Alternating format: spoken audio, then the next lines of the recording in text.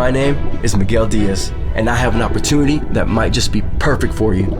I'm pitching an investment in an expedition to find the lost treasure of the Santa Ines. This isn't just any treasure. It's said to be one of the most valuable treasures in history, worth millions of dollars. And it's been lost for over 200 years.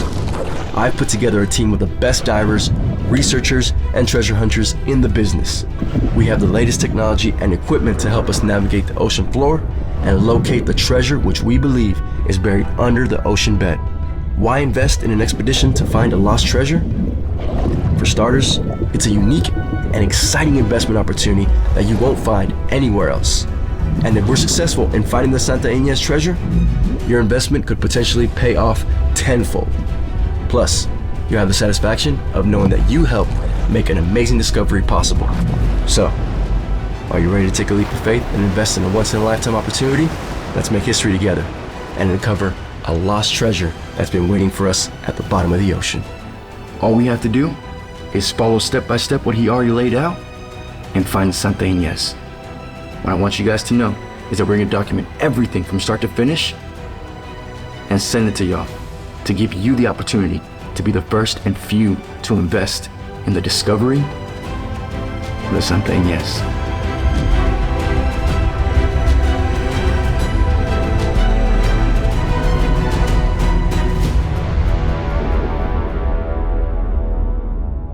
We finally arrived from New York. After such a rough trip, I almost whipped my camera while I was on the roof of the car. But it's fine, because now we're in Pansa Inlet, and look, there's the famous lighthouse. Pansa Inlet is the shark capital of the world, so we'll see. This should be interesting.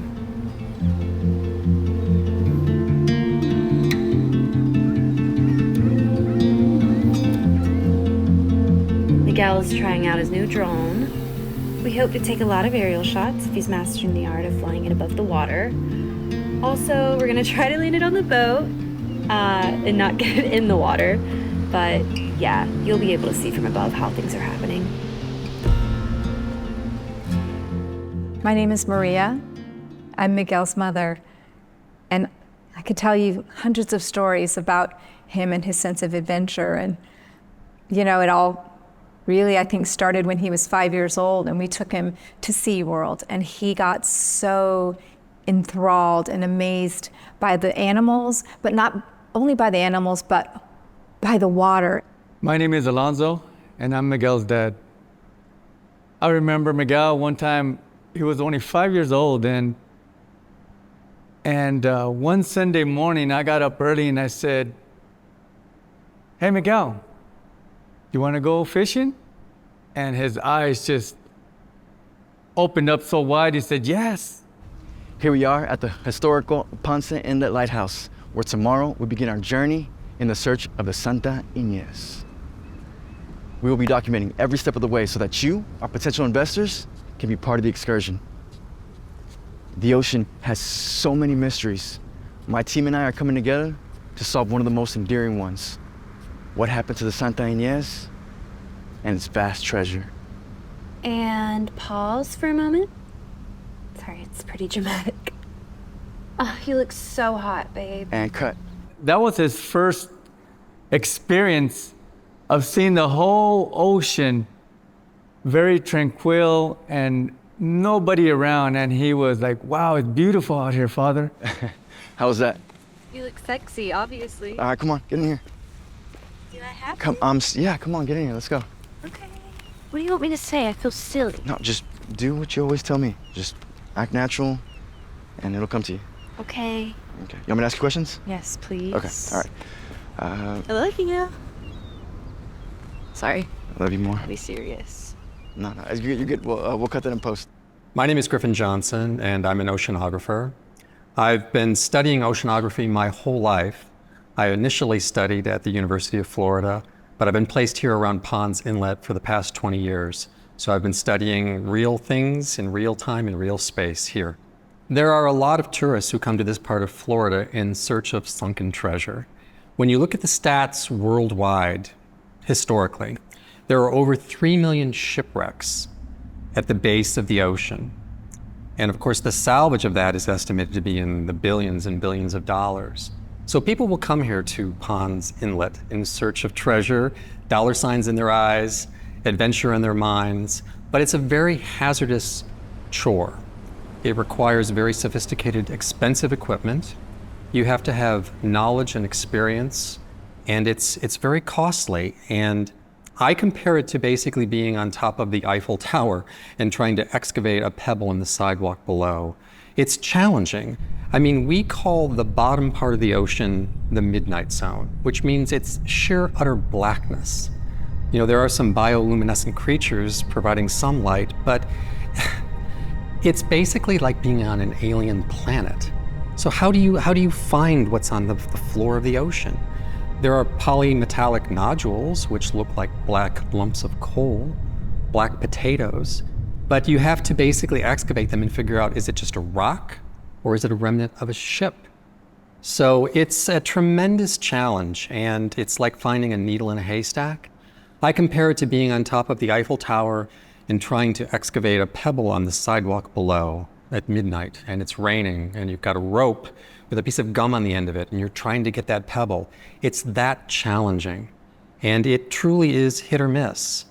It's a lot of work, often for very little result, but everyone wants to find the treasure. Everyone wants to find the gold, and it's a mystery. You know, it's another world down there below, well, lower than 1 mile below the surface of the water, shall we say. It's the water, guys. In a few days, I have everything we need. It's cold. We're gonna have to get in like fully. Yeah, cool. I mean, We're gonna have to go wetsuits, right? diving in that. That's fun. Okay. all right, guys, we're documenting everything start to finish. So here, we're just testing the waters today, seeing how it is. Santa Ines. We'll see you soon.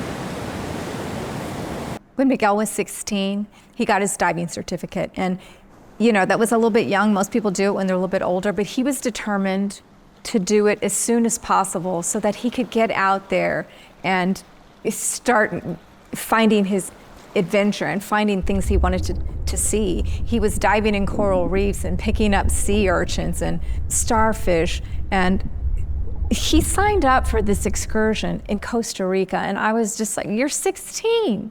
But he wanted to go there and help clean up the beaches and dive in those waters and see what he could find. He wasn't gonna let his age hold him back. And honestly, I wasn't going to either, because I knew that that was his passion. Fabulous. This is it. This is a dream come true, right? A dream come true. So weird to hear somebody say that. It's, I don't know. It's just another day for y'all. Yeah. I don't know. It's cute though. He's so We're all so excited. Like a little puppy. I mean, really, you have no idea how much work we've done to get this, and we're not done yet. Eric, you doing okay? Yeah, babe. Look out there.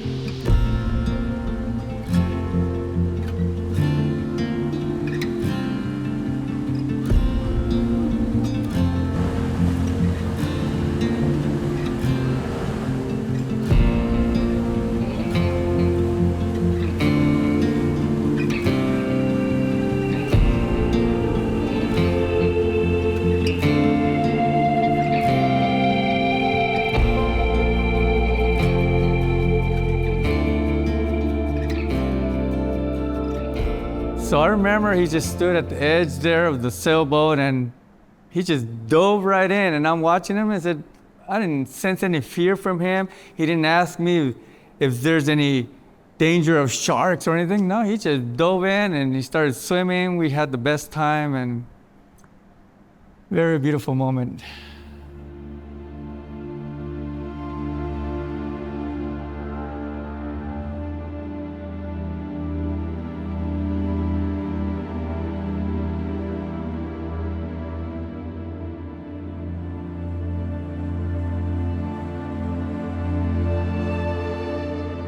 Good afternoon. My name is Sheriff Gikas. I've been with the Volusia County Sheriff's Department since 2012 when they decided to work with the fire department and EMT.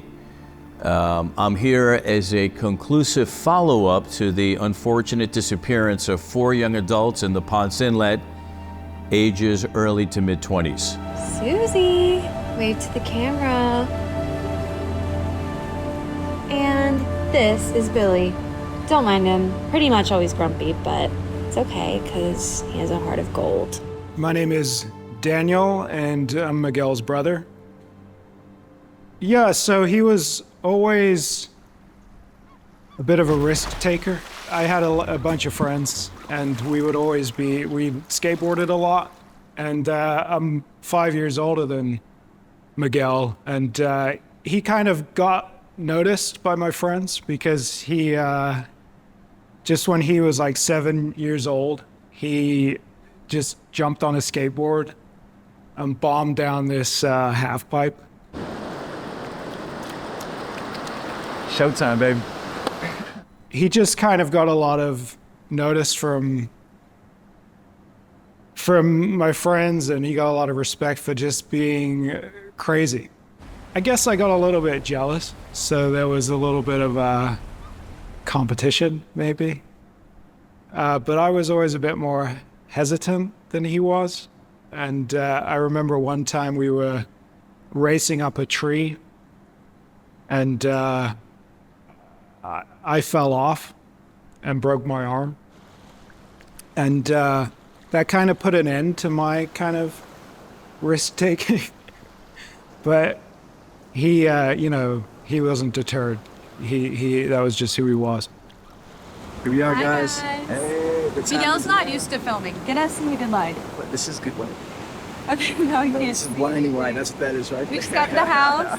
Are you excited? My name is Mark. I'm April's brother. We grew up in a small town outside of Orlando, and she was always Daddy's little girl.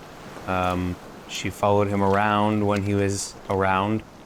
She hung on his every word when he told us the stories of his adventures. And she was going to follow in his footsteps, I could tell from when she was a kid. She was adventurous and rambunctious, and there was no stopping her. April's terrified of sharks. Most people are, okay? I would rather not talk about it. Please, share your story. We've heard this story before. Billy mentioned it a few times, but I never heard it from you. Okay, fine. Pansa Inlet has an infamous claim to fame. They are known as the shark bite capital of the world. When you look at the sheer number of unprovoked shark attacks, it's quite shocking. There are various reasons why this part of Florida is so prime for this type of activity, and I would summarize it really in 2 areas. The tide and current activity brings a volatile influx of water. So there's a lot of bait fish close to the shore. Sharks are naturally hungry creatures, so they're going to be attracted to bait fish. The second reason is for people. It's a great surfing spot. So the influx of tourists and people every year brings a lot of activity in the water. So when the winds are stirred up and the weather may be volatile, the sediment is being moved from the base on up, and it's very murky waters. So you've got murky waters with bait fish and surfers and sharks. So the sharks aren't going to be able to distinguish when they see that little movement up there, the hand or the leg. They think it's just a fish struggling. So they think it's food, and humans unfortunately become prey. When I was a little girl, I was so afraid of sharks that I couldn't even go in the ocean without having an anxiety attack. Lakes and pools were fine, but never the ocean. But my dad wanted to show me how safe it was to swim with sharks. And Billy, you knew him, there wasn't really any saying no, my dad. So he took me on his boat one day, and it had a cage in the back. Obviously, whenever I figured out what he was doing, I threw a fit, but did it anyway. I was in the cage for about 10 minutes and everything was going fine, and Then he got the crew to throw chum in the water, and the sharks just started a frenzy. And it hit me that there I was, just a little girl, alone in the water, afraid of sharks. He finally let me out, and every time I went in the ocean with him after that, I just pretended to be okay, because I had to, but I really don't like sharks.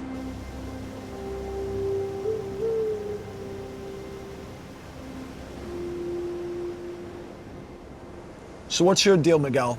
Why are you a treasure hunter? I'm not really. April, make sure you frame me up for this. Sure, babe. Let me get the focus. It's not just about finding treasure or finding a loot. It's about finding history. It's about making a legacy. I don't want to be like everyone else. I don't want to pass up opportunities. I want to have a purpose. I want to have a reason why I'm here. All right? So, yeah, we can go search and find artifacts, find whatever, but I want to tell the truth of what really happened to the Santa Ines. Para traer respeto a mi nombre, respeto a la raza. Esa es la razón. Eso es por qué. Maybe I wasn't the ideal father because I wasn't around that much, but I told him never to see obstacles, that always see opportunity. Ready? All right, you ready? You're on. All right, recap of the day, guys. We got our boat. We have our game plan. We have some amazing local divers going to be helping us out tomorrow. And, of course, last but not least, we got our super sexy camera girl. Thank you. All right, guys. Hey, we are betting and hoping that by the end of these next few days, we're going to get you some amazing footage of, hopefully, the Santa Ines. As always, vaya con Dios. We'll see you in the AM. I remember when he was getting ready to do something sneaky or very impulsive, he would just look at me and say, vaya con Dios. And that's a wrap on day one. Great job. So what do you think? We got everything? Yeah, I think we got just about everything. I think it even annoyed Billy, to be honest. Good. Good. Yeah, we're paying that guy. He's annoying. What's your problem? Even what's my problem? With Billy. You guys don't get along. Y'all's relationship looks like it's a lot more than just professional. No, it isn't. I promise. The only reason Billy is here is because my dad trusted him, and he knows the local waters better than anyone else. So there's no history between you guys. Okay, we used to date. Wow, April. I'm sorry, I should have told you. And when she was dating Billy, have you ever met a narcissist? That's Billy. He shut her down in a way that I could tell was not good for her. It wasn't her choosing to be a normal, quiet person. It was him taking over the relationship, the space, her life. So I was glad when they broke up. I went to New York to get away from this place and everyone here, including Billy, I promise you. I love you, Miguel. You have nothing to worry about. I didn't even think it was relevant enough to mention. That's how much I don't care about Billy that way. He's the best? Yeah, we'll be safe. And we'll find what we're looking for, I promise. Okay. I'm sorry. Trust you. I love you. Love you more. Come here. A few years ago, Miguel met April, and he'd never really had a serious relationship, and I knew this was different. She was a lot like him, and you know, it was like they were just soulmates. And he got really enthusiastic about the treasure hunting and maps. And I mean, it sounded a little crazy to me, but he just had this real passion for her and for this kind of adventure that they wanted to go on, and I was really happy for her. Morning. Man, sunrise How's is beautiful everyone here. feeling? Yeah, you like it? Yeah. No, there's nothing else like it. That salty air, getting a good smell of that. Suze, you gonna get the door for us? Thank you. Oh man. So which one's ours, man? You got everything? Biggest one. Biggest one? Biggest one. It's not the biggest one. Somebody else on the over. There's a lot of money in this marina, man. After last night? Yeah. There is a lot of money. But that's in what happens when you drink beer. Usually dead like this? Tried to tell you. You know, in an hour from Don't now, worry, I got your water. it's gonna be a lot more packed. Oh, you grabbed it? Yeah, I got it. If we came right now. If we waited any longer, honestly, it would be a nightmare just trying to get out of here. Man, I'm not gonna lie, man, that water looks cold, dude. I'm not gonna lie, that water is cold. But you're gonna love it once you get in there. There's nothing like open ocean water. Just clear the mind. Is her right here? This is her. I'll Beautiful, guess that. isn't she? And for our purposes, exactly what we need. She'll get the job done? Yep. Do me a favor, just put it right back here behind these suits. Yeah, I Thank got you. I'm just gonna turn this on, get a look-see at where we're going. Here we go. You ready? Yeah, thank you. Hi, my name is Mandy. I am Susie and Billy's younger sister. And Susie, Billy, and I, we grew up in a small beach town right outside of Orlando, Florida. And growing up, we were always at the beach, playing in the water. And our dad made us grow up on boats. He was such a boat guy, and we'd always be in the water, exploring the sea, seeing all the coral reefs and seeing all the crazy fish that we could find. And we were really like the Three Musketeers. We were always together, playing in the water, and we felt like mermaids at times. And we loved it. The water was such a good escape for us. We all ready? Let's do it, man. All right, let's have some fun. Are you guys almost ready? Okay, let's go. I really shouldn't say anything, but it's 6:30 in the morning, and we're just now leaving to go about 10 to 15 miles offshore to shoot open and underwater. Miguel has a clear idea of what he wants to shoot, and Miguel gets. So this is it. Let's do it. Sweet. Sun came out to play too, huh? Yeah, it did. It's really cloudy yesterday, though, so I was getting hoping for something today. Whatever. Today's the day. That's all it means, right? Billy was never really the person who had a plan in life, how everybody kind of grows up and they feel like they have a schedule of what they're gonna do. He always lived freely and day by day and just in the moment, and I really envied that in him.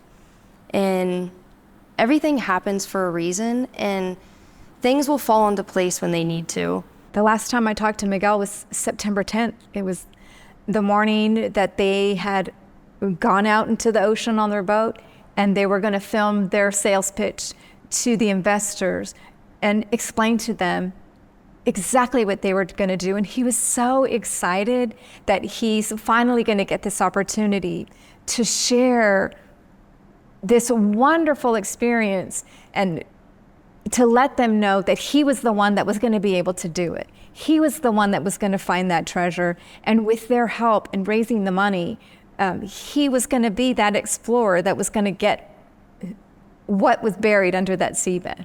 First stop, though, was getting this loot, getting this treasure, getting this going, getting the investors invested, and we'll worry about all that later. So recently we've discovered some strange phenomena, some exciting developments in excavation. There have been 2 instances recently off of Portugal where we had some unusual sightings at the floor of the ocean. The first one was north of the Azores Mountains, just off of Portugal at a depth of about 1.6 miles.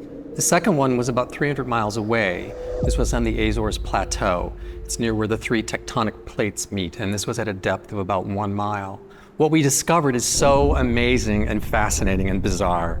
It's a series of holes on the floor of the ocean. And what's fascinating when you see the photographs and you see the visuals is that they're symmetrical, they're linear. They're about 4 inches apart over a grand total space of 5 to 6 feet. So what are they? We've opened this up to the public, we've released it to the press. The wild speculation will make your head spin. Some people believe it's machine-made. Some people, of course, want to believe that it's alien-made. And some people think it's man-made. Now, within my own community of oceanographers, we've looked at it and we call what we're seeing life traces, which means that the holes and the piles of sediment around them, and we call this bioturbation, the pattern of sediment around these holes. It's fascinating and unusual. We believe that it is made by some type of living organism. We're just not exactly sure what that living organism is. When you look at it closer, it appears that some type of marine life, possibly a so-called sea creature, may have burrowed into the sand. It looks like the sediment has been displaced from the bottom up. The piles are kind of around the holes. So that indicates that it probably is some type of living organism. And I'm not going to kid you, there's millions and millions of species underwater. We've investigated many of them, but we don't know everything about all species. This could be something unusual that we've not yet discovered. It's what makes my profession so fascinating and interesting is the next day you might learn something that you never knew before, and that's what I'm hoping this is. That would be exciting for me. So are you guys excited or what? Yeah. Of course. You seem excited. So pumped. I'm so pumped. April and I have been putting to work for this for so long. Yeah. Of course I'm excited. So, what's up? You guys know these waters like the back of your hand, or? I'm gonna let him answer that one. Someone here knows the waters like the back of their hand. It's me. Yeah, it's her, of course, yeah. She seems like she's the brains, man. Oh, yeah, obviously. And the good looks. And the good So looks. he brings They always say really that good until they meet her, and then they go, Oh, I mean, oh, the good never looks for mind. sure. Yeah, you got the brains to go with the looks. That's good.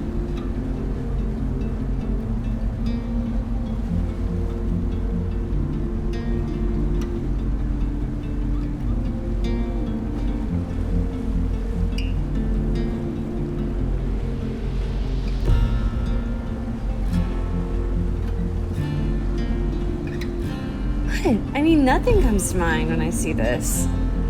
Just stillness and the beauty of it all.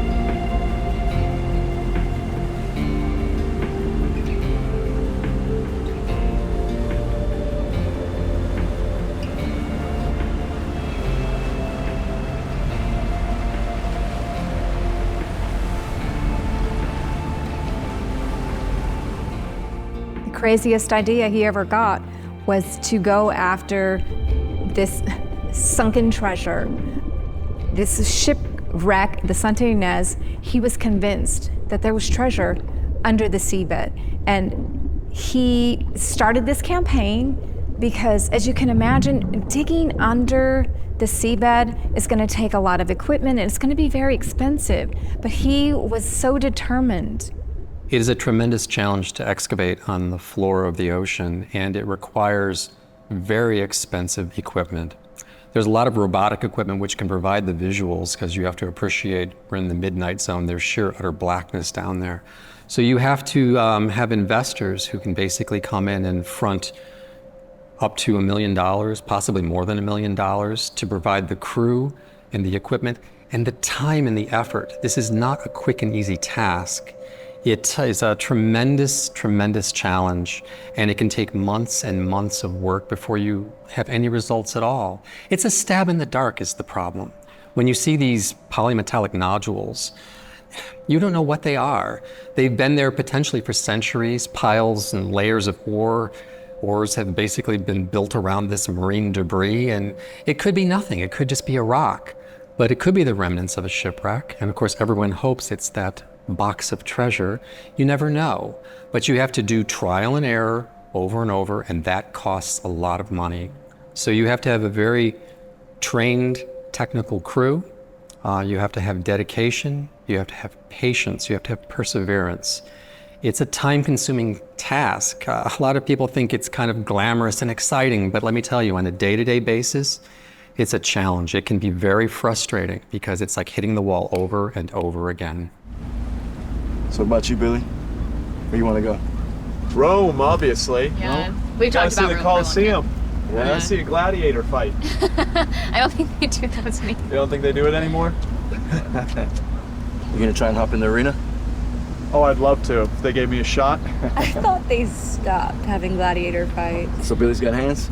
No, not in the slightest.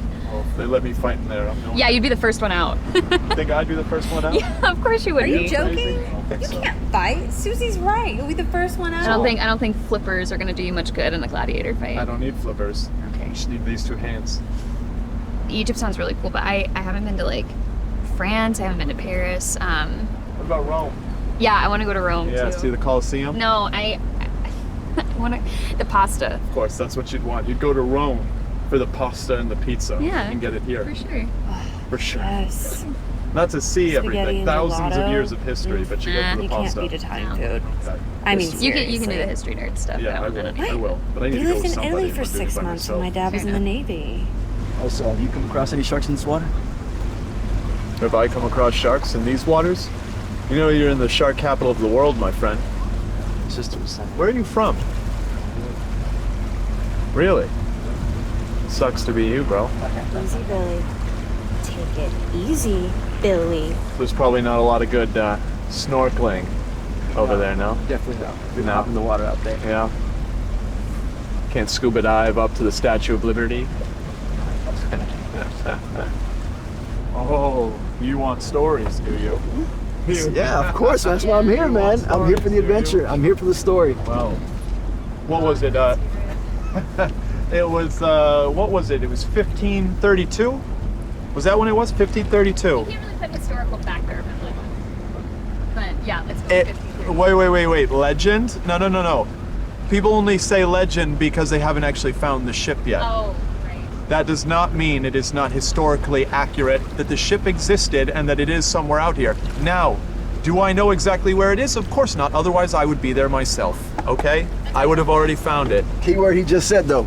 Yet. Yet. And that's what April and I have been working on. I mean, Nelson's been working on it since. We're gonna find it. Yeah. No doubt. I certainly hope. Billy, what was it? Like a week ago? Yeah. So it can happen. So you just gotta be careful. But Billy's the best, and I don't think you need to be worried. I really hope we don't have to worry about that. I think hopefully good things come to us away. We waited long enough for this. I don't think sharks really care about if you waited for them. Yeah, though. but it's just kind of the natural order of things. But There's gotta be some obstacles, right? The nice thing about sharks, though, is that they're very peaceful animals. If you don't bother them, if you're not in their hunting waters, then they're not going to bother you. So the thugs of the sea? I wouldn't use those words for it. You know, I think it's more that sharks, they're not interested in eating people. They don't like the taste. They don't want to eat you. They can get a nice fat tuna. You know, why would they want a Miguel steak, right? So, you know, as long as you don't flap around like a seal. Yes, but you'll be just fine. that Don't doesn't worry. mean they're not scary. April loves the Miguel steak.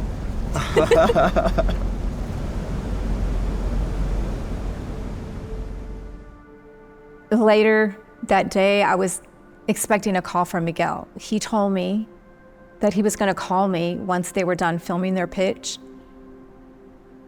the excitement in his voice. I could hear how excited he was, and I couldn't wait to hear from him about how the filming went and how he felt about it. But I didn't get a call. And I started to wonder, are they too far out? Is there no reception? Are their phones not working? And I waited, because it's not like Miguel not to call me. He calls me every day. He and we talk all the time, and he's always so excited to share his adventures with me, and I'm always waiting on the other line to hear all about it.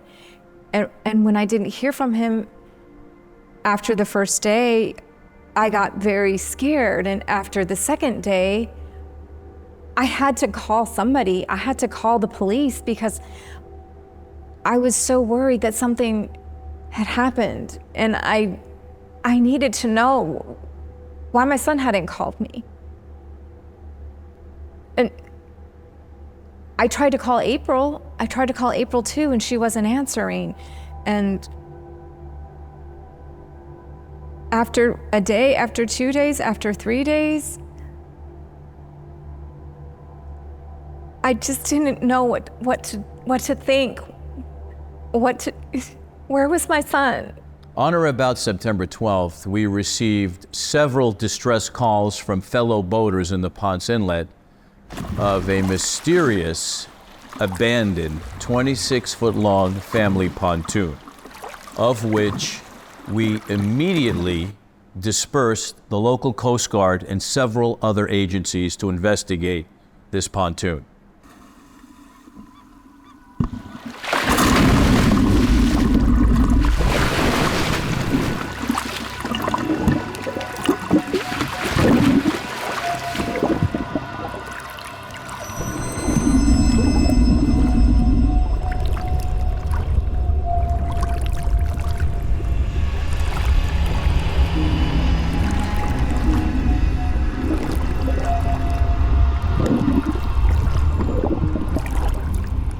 Last time I spoke with April was on September 9th, the day she landed in Florida from New York to head out for Miguel's pitch.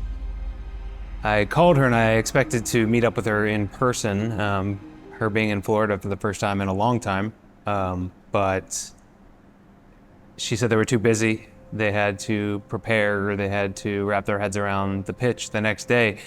And so I made sure to tell her to be safe, and we made plans to meet on the docks near our old hideout when she got back. And so I went and I waited, because I knew they wouldn't have a signal when they were out, and that I would just see her when she got back. And she never showed. And I could feel that something was wrong. It wasn't just her usual running off on an adventure and I'll see you when I'll see you. I could feel that she wasn't coming back. So what are you gonna do with the money if you find it? See that girl in the water? I'm gonna get a rock, put a ring on it. How domestic of you. I remember on the 10th of September, I know because it's my daughter's birthday, that I got a call from my mom because she hadn't heard from Miguel, and she was really worried. And I was a little concerned because he hadn't called for her birthday, and that was it was just very unlike him. He loved them a lot, and so he always made sure to call them. So Take care of my mom. A woman like that, she deserves the finer things in life. And you can give that to her then, I guess. I mean, that's why we're here. I'm also one of those finer things in life. Gotcha. You're also incredibly humble, don't forget. When I have to be. Right. But hey, sometimes being aware is better than being humble. Uh-huh. So what about you, What about me? You and your brother. Is there a question in there, or How long you guys been at this? whole lives pretty much? I mean, our dad ran the business before Billy took it over. My dad passed away a couple months ago, and yeah, between that and April leaving, it's been a lot for him. So. Sorry to hear that. I know April lost her dad too, so. Life can lead you in a lot of different directions, and I think it all depends on who you surround yourself with. And when she chose to go with her ex and her current boyfriend, that created a situation where a lot could go wrong. I think she wanted the best of this adventure, and the people she surrounded herself with were not on the same page. Billy wanted her back. I don't doubt that. Billy was jealous. Miguel was not the kind of guy to back down. Miguel was headstrong, and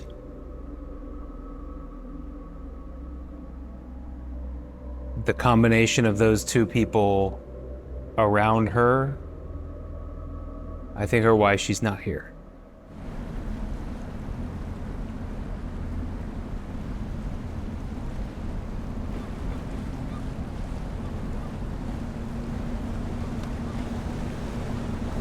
All right, Billy. Yeah, we got about 2 miles left. In about 2.5 miles, yeah, we'll be in Pansa Inlet. It's, with the tide coming in, we'll have about 5 hours to find everything. You know, see what there is, or what there isn't. Oddly enough, that day, I was actually supposed to be on that boat and not Susie. I ended up getting a interview that I couldn't turn down, so I told Susie that she should go with him. And growing up, Susie and Billy were always super close, and I felt like they would have a good time anyways, so I really felt good about it at the time. Never ventured out to find Santa Ines yourself? No, I'm not interested in that. You were once interested. I was once interested, but that was a long time ago. Okay, I get it, but you don't have to act like you just don't care anymore. I do care. Okay. That's why I'm here helping you find it right now, okay? Well, that's what I thought. You just said you weren't interested, so... No, I said I'm not interested. I am interested in helping you find it. I'll tell you what I'm interested in. I'm interested in us getting to this spot, getting our dives in, and getting what we need. All right. Keep your trousers on. We'll be there in a second. In my professional opinion, I think that many people that come down to Pansa Inlet take the surroundings for granted, being that the surroundings are beautiful. And we have the tallest lighthouse in the country, if not the tallest in Florida. People tend to forget that they're dealing with the wild. This is nature. We have the toughest riptides in Florida, along with the highest percentage of shark attacks. Ooh, babe, that sun is bright. It's okay, you look hot in the sun. Yeah? Okay, how do I look? Just go with it, yeah. Look good? You look Okay. great. All right, so this is what I'm gonna do. I'm gonna hop in. As soon as I hop in, I'll pop right back up. And then I'm gonna go ahead and do my first kind of just introductory of what we're doing today and how it's going, okay? Okay. But hey, for real, like I want to sound confident. I want to sound like I know what's going on, but I don't want to sound douchey, all right? Just focus on I'm serious. what- Okay. Just be yourself. Okay, all right. So it's gonna sound like this. I'm gonna pop in, pop out. Hey guys. Hey guys. Hey, should I say guys or should I say? Just be yourself. Stop thinking about it so much. Just Okay. do whatever comes to mind. Okay. Go again. Okay. All right. Take two. Scratch that first one. All right. So I'm gonna jump in, pop back up. Hey guys, how's it going? So we are here to go ahead and start our journey. See, I don't know, I'm not feeling it. So the tides and the currents in this part of Florida are very volatile, and if you're going to dive in, you have to be prepared. You need to be an experienced swimmer and diver. We always recommend that you bring an experienced buddy swimmer or buddy diver with you, but you have to understand how the tides and currents work. It is most dangerous to swim and dive when you're at high tide or low tide. So in simplistic terms, water will rush towards the shore at high tide, and that's a flood current. Water will rush away from the shore at low tide, and that's an ebb current. But what swimmers and divers need to know is it's particularly dangerous at high tide or low tide. The influx of strong currents is just too extreme. So you can't just be a tourist who wants to enjoy the beautiful water. You have to know about this stuff, so that when you go into the water, you can basically be prepared for anything that might happen. You could get caught in a down current, in which case they're going to drag you, the water's going to drag you farther out and farther down than you wanted to be. So to help combat against this, you need to be in strong physical condition. Don't be just that casual swimmer from your swimming pool in your backyard. You need to be trained and experienced. And you have to have a very clear mental state, because you will panic if you get caught in a down current or an up current, or you get caught against current. God forbid you end up in a rip tide or a rip current. You have to stay calm. Your first reaction will be to panic. You know, rip tides are often shaped like this, and if the shore is here, if you're in the middle of a rip tide, everyone wants to basically get out as fast as possible. That's your immediate panic response. So they want to go the shortest, quickest distance, but you're swimming against current. You're going to use up all your energy. You're going to go nowhere. You have to understand you have to swim out of the rip current, take the longer path to the shore. So it takes a very clear mind to think this process through. I mean, I have been caught in a rip current, and your heart will start beating. You'll feel the panic, but then you have to remember your knowledge, remember your training, stay calm, and do what you're supposed to do, and you will survive. But you cannot assume that a lifeguard is automatically going to save everyone. They can't keep track of all the swimmers and divers out there, unfortunately. The Pansa Inlet in Florida was explored and discovered by Ponce de Leon in 1513, and he even noted the aggressive predatory wildlife in the inlet, along with the very, very dangerous waves and riptides where the Indian Ocean meets the Atlantic.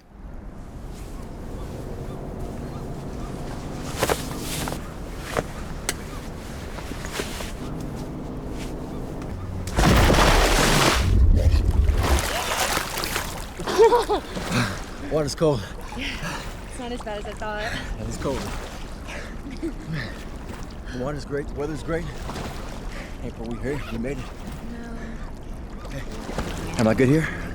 Yes, just more to the left. Okay, all right. Is this good? Yep, and don't forget I love you before you go get all jealous again. I love you more. Okay, let's do it. 1, 2, 3. Woo! All right, guys. Hey, welcome to our journey. We're here to embark on the mission to bring in the Santa Ines. And you guys not only get front row seats, but you guys get to see from start to finish how we bring it up. So, my investors, everybody that's interested, just to let you know, this is not just for the loot. It's history in the making. I know, Billy. He's corny. All right. How was April? That was great, baby. You look hot. Awesome. Hey, you look hot. If I was a shark, I'd eat you first. And please don't. You know how I feel about that. I'll tell you what. I don't know how you ever left this place. I mean, it's a little more complicated than that. I mean, I haven't even been back since what happened, you know? I know. And, I mean, I'm excited. I know my dad would be proud, but I'm a little nervous. Are you sure it's going to be safe? Oh, there's always a little bit of danger in every adventure, right? And to tell you the truth, your dad would be more than proud of you.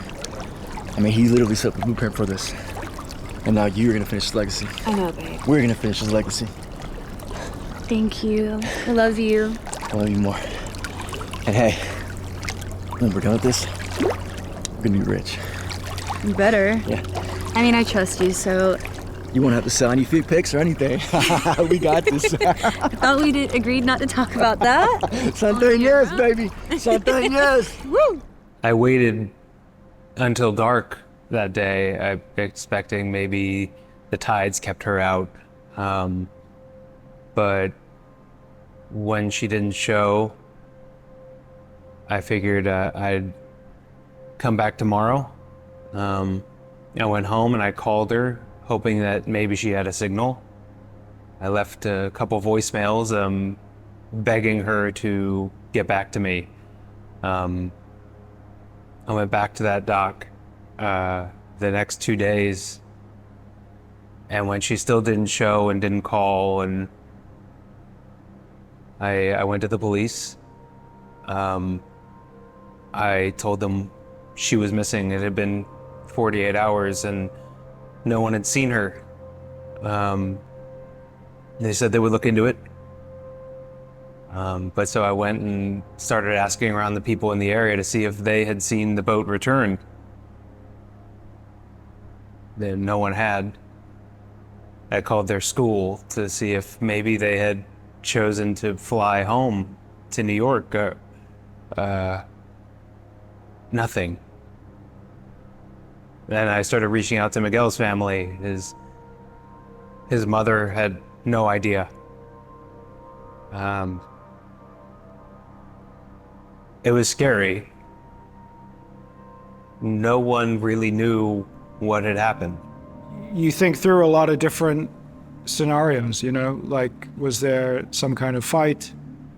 Was there a shark attack? Or, I don't know about the currents.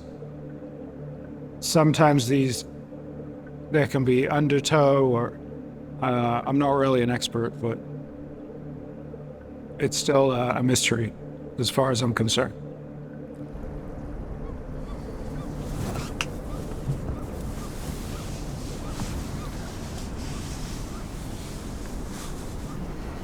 What's that look? What's what look? You look like you look like a kicked puppy dog. No. She really got under your skin, huh? Apparently. Yeah. Yeah. I mean, can you blame me though? No, I don't blame you at all. You're a bigger person than I am. I couldn't get on a boat with my ex. Yeah, now I'm starting to think I made a mistake doing it. Yeah. I mean, we need the money, but That badly? that's what I'm wondering. And the speech this guy made. The speech wasn't so bad. I think just him as a person, he's a little... Yeah. I don't know, I just don't see... Maybe that's why the speech was so just... I mean, I know people are stupid out there. They're gonna buy into this. People are gonna get so excited about discovering treasure that after hundreds of years has never been found. I know. But who knows? There's always a possibility. Whatever. What can you do? Except take their money. Except take their money. I just don't see... I guess I just never pictured April with somebody like him, you know? At least not... Again, it's been a while, but she hasn't changed, but clearly her taste in guys has. Or... You should have at least doubled the price to get them on the boat. If you wanted to be petty. I know. If we need the money that bad, then... I know, April called and asked. I mean, what was I supposed to do? You know? Gouge her? For more money? It would have been petty and... She is still your ex. I don't know, She dumped you with no explanation. I don't know if I would see it as petty. I thought you were, like, past this. I guess I'm a little shocked that this is affecting you so much. I thought I was too. I don't know. Susie ended up going to the dinner with Billy, and then the next day, I was supposed to go on the boat with him to make him feel comfortable, and I couldn't go because my shift at work ran a little too late, and I called Susie and begged her to go with him to make him feel more comfortable being around April. And eventually she said sure. And Susie went on the boat with him. And parts of me overthinks that time and that conversation, because that could have been me, and maybe I wouldn't have lost my sister and my brother.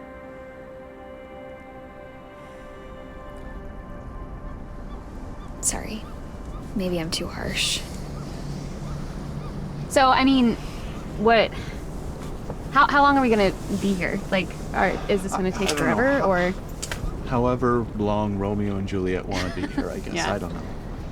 Do you think that people are actually gonna invest in this? Yes, people are stupid and they will invest in any number of stupid ventures. So yeah, people will absolutely be lining up to get that money. Yeah, he definitely though was like charming people on on the Zoom call. Were you listening to him? Yes, I was listening to him. Yeah, he knows how to. Oh, I don't know. That was charming. Maybe charming is not the right word. No, I know. I'm trying to be nice. Yeah, I know you are, and it's always your don't say it too softly though. He's a little sleazy though. Yeah. Yeah. I didn't want to be the one to say it first because you know, from me it looks petty. From you, it can be honest. somewhat right. somewhat objective. Somewhat objective. Yeah. My brother Billy grew up kind of a loner, but when he met April, it was like a complete 180 in him, and he was happy. Like, I saw genuine happiness in him, and he trusted her, and he would confide into her about the things that he never felt like he could into somebody, and it was nice. It was really nice to see that and to see him happy. And then they weren't perfect, and I guess she ended things with no explanation and no reasoning, just left with nothing, and that devastated him. He had no idea what he did wrong or what he could have changed or done better, and he was not the same. The brother that I knew before was not who I saw anymore, and it was hard. It was hard to see my brother so broken, and no words that I could say to help him be or feel better. Let's do it. Already ready?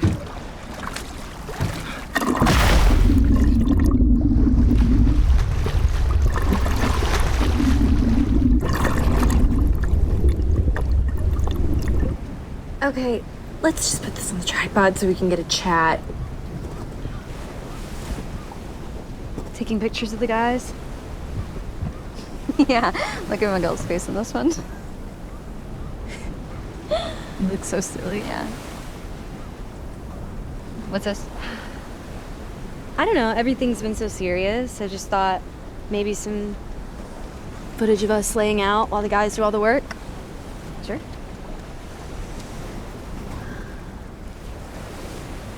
Remember when we used to go to my Aunt Sydney's and watch Angus Thongs and Perfect Snogging? And Yeah.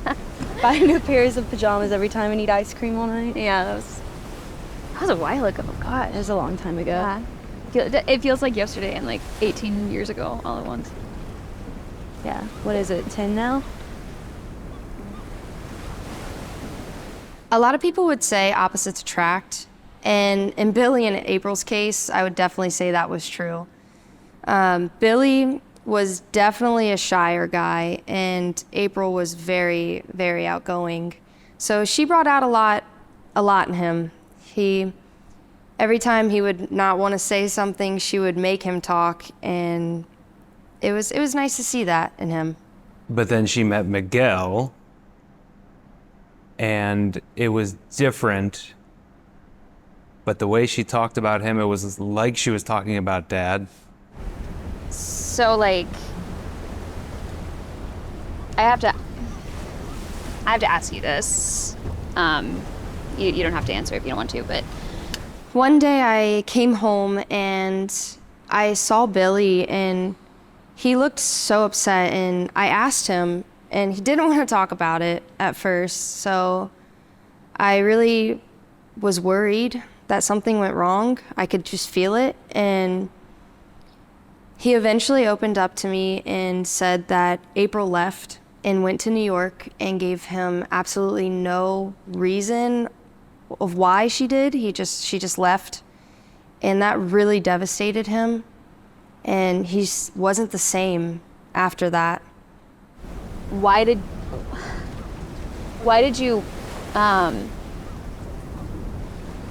like, what is this whole thing about? Why, of all people, like, you know so many people that do this, why did you call Billy?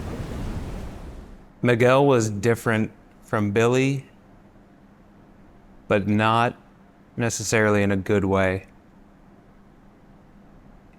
He felt reckless to me, and she was gonna go along because it was more open and free than her time with Billy, even if it wasn't safe. I've noticed you and Billy have kind of been like talking a little bit, and like I know what you're I know what it looks like when you're flirting, so I would appreciate it if you kind of didn't do that. When April told me that Billy was taking them out on the boat, it worried me. He did not take their breakup well. I knew he wanted her back, and I knew he would not handle being on a small boat with her and Miguel well at all. In some ways you're exactly the same, but I just never knew you to be so selfish, really. Like, Selfish? Yeah. You left, man, like. Yeah, I was thinking about myself. We know. It's my life. I wanted to see more things. I want adventure. I don't want to just be in a place that brings back pain all the time. Great, it takes 2 seconds to go see your boyfriend of how long were you guys together? 1.5 years, and be like, hey, this isn't working out. I need to go find myself, or whatever you wanted to do. And, you know, but you just, it was like you dropped off the face of the earth. We didn't hear from you for a long time. And now, and then all of a sudden you pop back up out of nowhere. Like, Billy answers the phone and it's you asking us to help you and your new boyfriend, asking for a favor. Like, I don't get it, man. I really don't. Anyway, like I said, it's not really my business, but just if you could be so kind as to not break my brother's heart again, Honestly, I would really appreciate it. Susie, I'm not talking about this on camera right now. I hoped he'd gotten better and was going to be accepting of the situation, but I doubted that would be the case. He's not changed in a long time.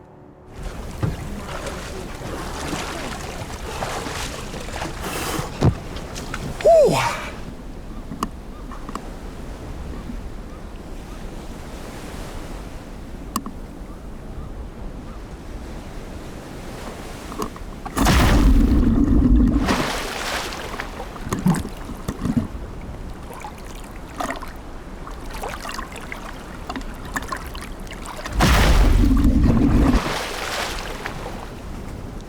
Billy, thank you guys for being here, you and Susie. Susie! I'm sure they're fine.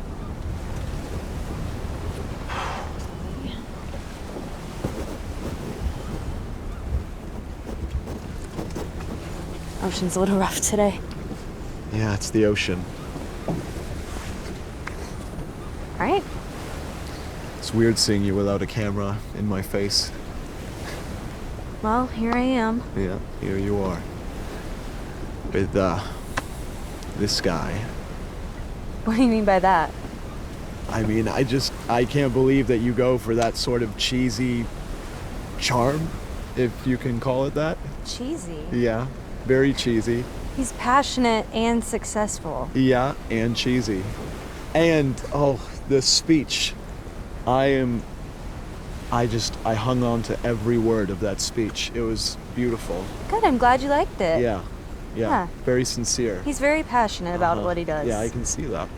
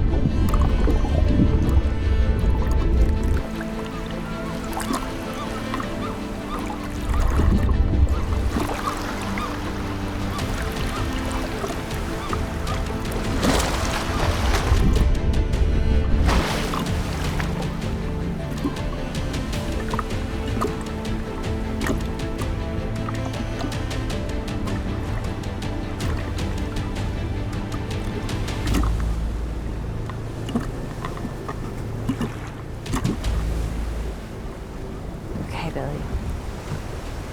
So that's just it then? Billy, look, I'm sorry for the way I went about things. I had to get away. I'm sorry. I don't know how to explain it. I still don't. I didn't then, understand. obviously.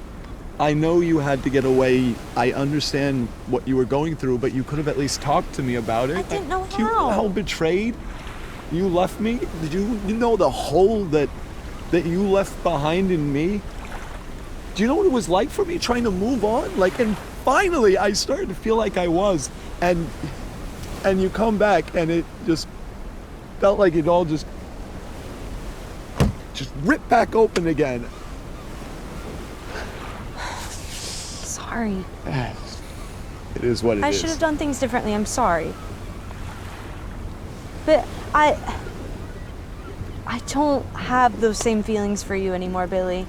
I have love for you, but I'm not in love with you anymore. You're not in love with me? No. Not even a little bit? Billy, no. Look me in the eyes and tell me you don't still have feelings for me. April, look at me. Stop looking away. I don't have feelings for you like that, but You don't have any feelings for me. Billy, You're not being convincing. I wouldn't be doing this if you were convincing me that you didn't. no, I don't have feelings for you anymore, Billy. What else do you want me to say? I want you to say the truth. And I don't believe I'm you. telling you the truth. You're telling me the I'm truth. not in love with you anymore. Now stop. Stop. Yeah, stop. You don't want to be in my life anymore. Unless I Not can in that, help not you. in the way that you Unless want I- me in your life, Billy.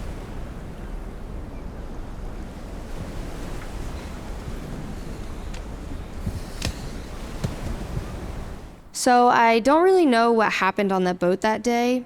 The investigators said that there was a guy on the boat that was apparently April's boyfriend, and his name was Miguel. And I could see how that would draw up some tension between Billy and April. And I know my brother doesn't really drink, so I know there wasn't alcohol involved. But, you know, love makes you do some crazy things. After receiving several distress calls, we immediately dispatched the local Coast Guard and several agencies. Upon finding the abandoned pontoon, we brought it to shore, and found on the pontoon some diving equipment, a few iPads, some cell phones, no signs of life, and some half-eaten food, some bottles of soda.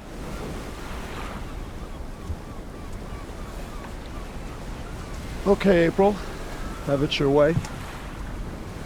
Let's have some fun. Okay. Glad you changed your mind. Yeah? Susie! Susie! I can't find her! That's not funny, Miguel. She's missing! What? She was right next to me. She's not here anymore. Susie? She on the boat?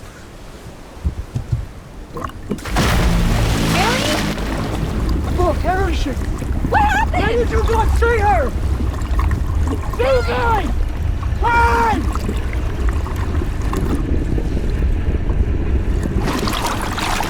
Miguel, where did you see her? Susie! Susie, where are you?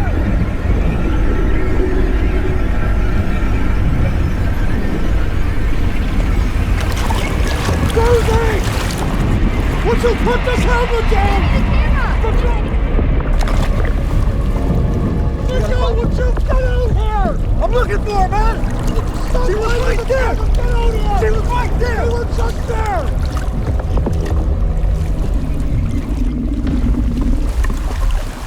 Upon dispatch of the Coast Guard, it was reported back to us that the Coast Guard had found the vessel approximately 4.2 miles offshore. We expected to find very little, if any, fuel upon the vessel. To our surprise, there was plenty of fuel to get back. Check over there!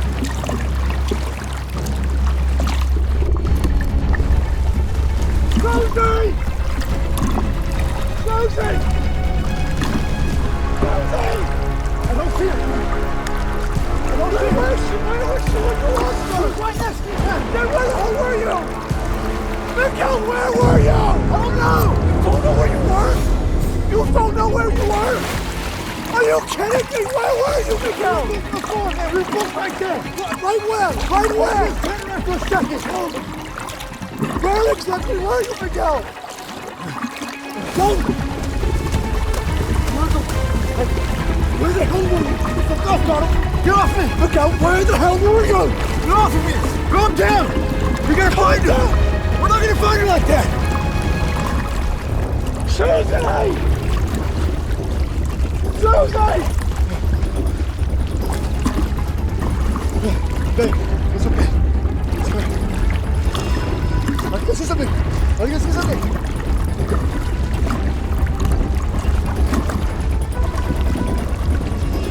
Something's in the water. Something's in the water. Ah! McLaren! McLaren! McLaren! What is that? Help me! Help me! No! Get on the boat! April, get on the boat! Get on the boat, April! Stop filming and get on the boat!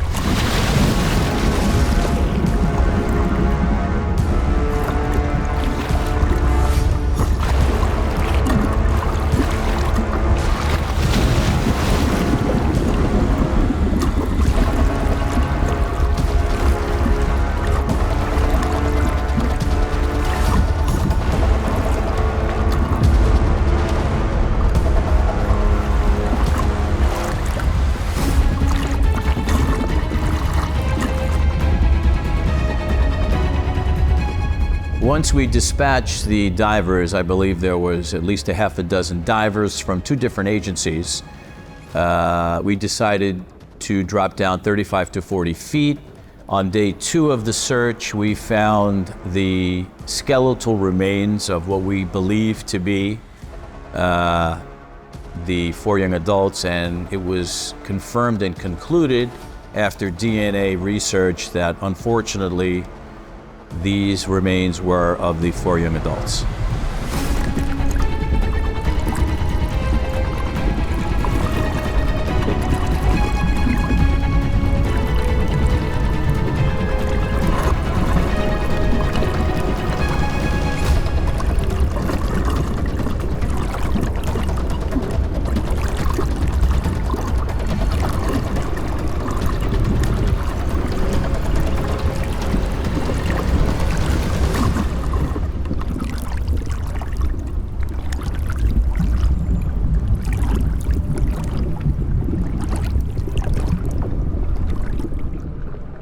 Looking into my mom's eyes and knowing that we lost two of the most amazing people in my life,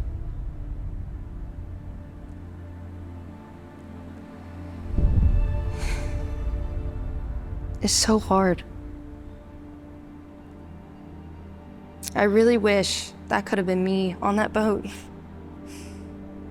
Yeah, my brother's passing, it definitely caused me to reflect on my own life and to think about how we differed. I've definitely lived my life very different to him and been very reluctant to take risks. But when I think about how passionate he was for life and the experiences that he had, you know, it made me want to kind of embrace that a little bit more. And I actually signed up to have a scuba lesson, just kind of in tribute to him.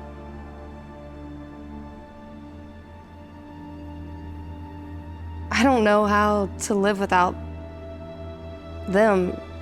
Susie and Billy were one of my best friends.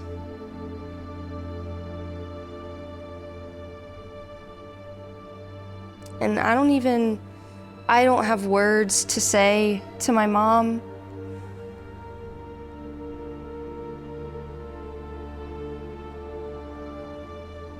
I don't know what I can do to help or where I can stand to be better. I just wish I could take those moments back. He died doing what he loved the most. He died happy. He died adventuring. He died exploring. And that was all he ever wanted to do. And if me as a mother, like, yes, I miss my son terribly, but I'm happy that he was doing what he loved. He was doing what he always wanted to do. And I'm just so proud of him for just never giving up. He never quit trying to discover. He never quit because it was hard. He never quit because it was dangerous. He did it because he loved it. It made him happy. And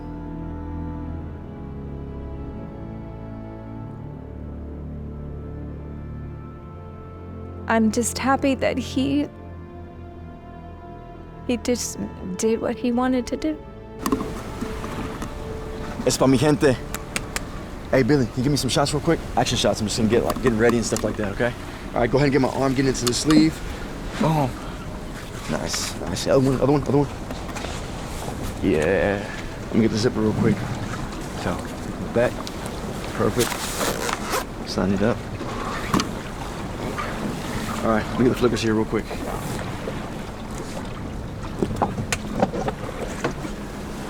Aquí están las patas. Listas.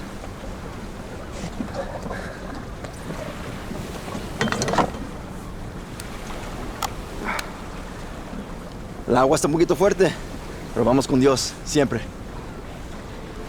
¿Listos? A veces en la vida uno tiene que vivir en el momento. Pero hay sorpresas en la vida. Siempre te llegan unas sorpresas que te cambian totalmente. Y cuando eso pasa, tienes que vivir en el momento. Y a veces está bien difícil. Pero esas son cosas de la vida.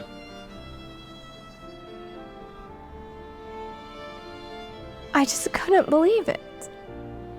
I couldn't believe that my adventurous, strong, wonderful son was gone. You know, he thought he was invincible, and maybe I did too. A toast to the brave men who lost their lives on the Santa Ines. And women. Hey, we don't know what's down there. We don't know what's down there.